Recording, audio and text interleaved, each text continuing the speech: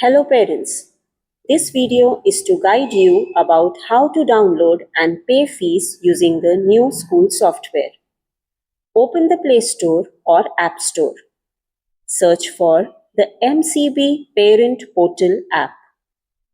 Click on the Install button and install the app on your smartphone. After successful installation, open the app. On the landing page, search for your school name in the Search tab. This table shows what to search as per your school's name.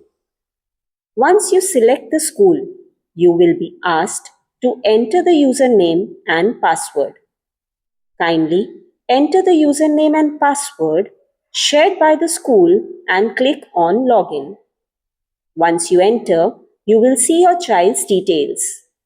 Click on the small arrow mark to proceed to the dashboard.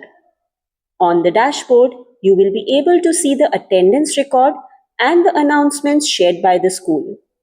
To pay fees, select the fee option from the bottom taskbar. The amount shown will change as per your dues. To pay the fees, click on Pay Now.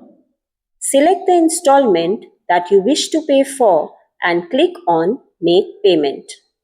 Select the payment mode and complete the transaction. Please note, a platform fee will be charged on every transaction as per the given table.